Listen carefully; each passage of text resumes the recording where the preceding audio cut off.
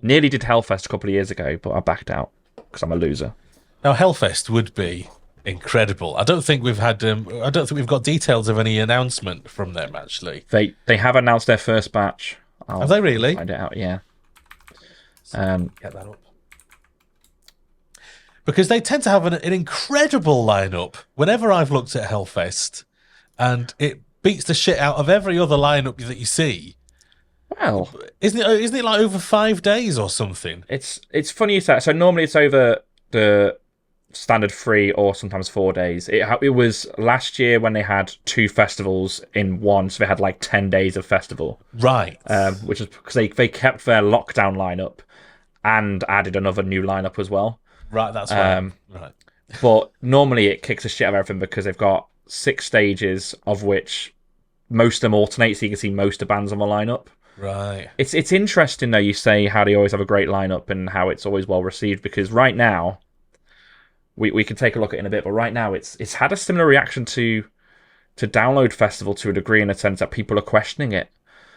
So it's interesting. Really? Yeah, because they've only announced one headliner, which is Foo Fighters, and they've announced a couple of bands. Queens of the Stone Age are in there as well, and it doesn't look immediately like a Hellfest lineup where you've got Iron Maiden, Metallica, Rammstein, then you've got on another stage you've got Alice Cooper, Judas Priest, or whatever. It doesn't look like that so far, but they've only released like 10 bands, maybe 20 could bands. Be some coming up for resale then.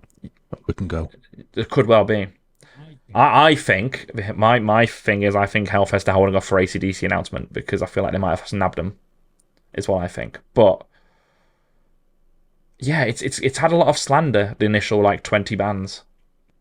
So yeah, so here's your initial Hellfest announcement. You've got... Isn't it pretty? Yeah, it is. You've got Foo Fighters, Queen of the Stone Age, The Offspring, Megadeth, Dropkick Murphys, Royal Blood, Bad Omens are up there.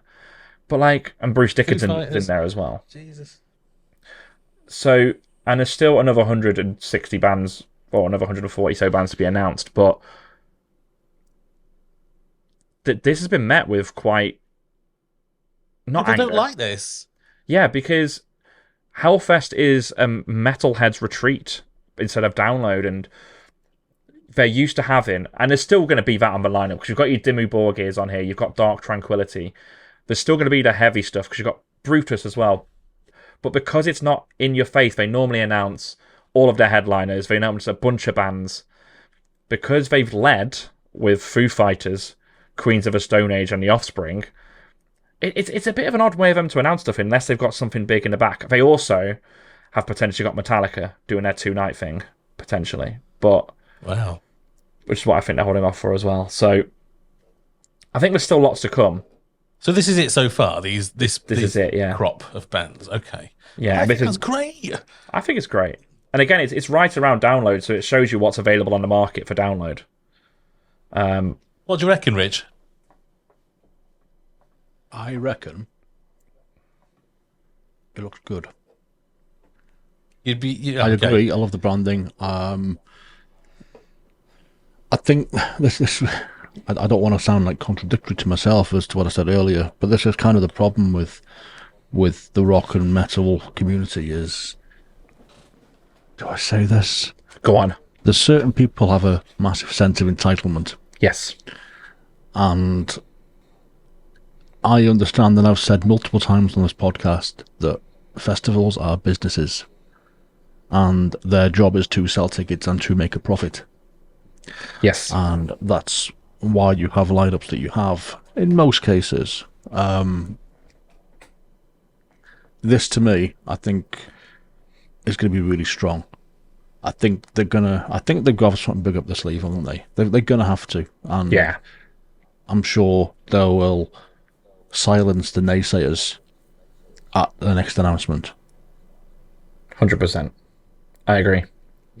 They've never let people down, and the amount of choice at Hellfest as well always is just ridiculous. So I really want to go, because by all accounts, it's not a big festival either. I think it's 40, maybe 50,000. It's not huge in terms of people. Really? That really surprises me, considering like how much there is.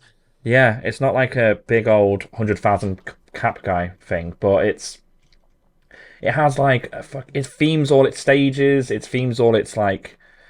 It's almost like a theme park to a degree for Oh, us theme park nerds. Like it has theming. It has a life. It has a bit like Glastonbury has all its little themed areas and Boomtown and stuff. It has those the little branding things. is lovely, actually. It's a kind of Art Deco sort of 1920s sort of style. Yeah, And I really like it, actually. I think it's beautiful. I think they've done yeah. a really good job. I think, when you compare it to Download's branding for 2024, I much prefer this. This looks like a rock and metal festival's branding. Doesn't it? Yeah. Yeah, it does. Just saying. It looks beautiful.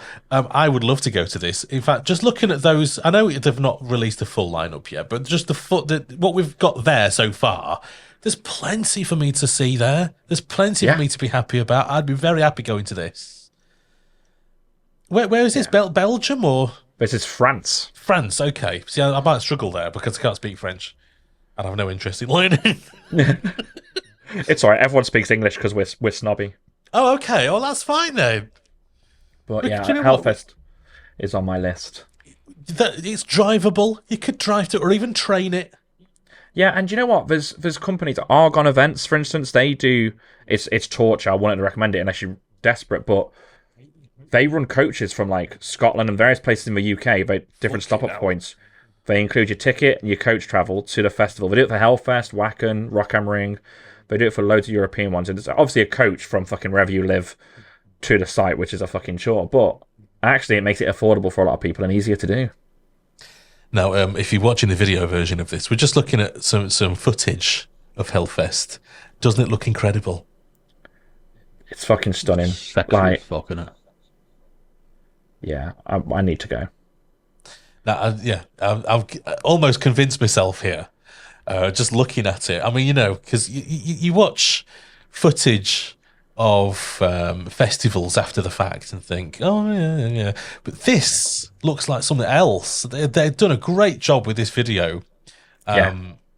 It does. It looks like Disneyland or something like that, just Yeah, like a it does. park. Do you know what it reminds me of? Do you know, what's that big fucking, not Creamfields, but the big dance festival in Belgium? What's it called?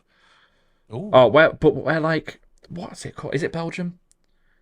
But it reminds me of it because the stages are built like fucking castles and there's lots of fire, there's lots of just effort put into the surroundings. Tomorrowland, that's what I'm thinking of. Oh, okay, yeah. Is it in Belgium? Probably not.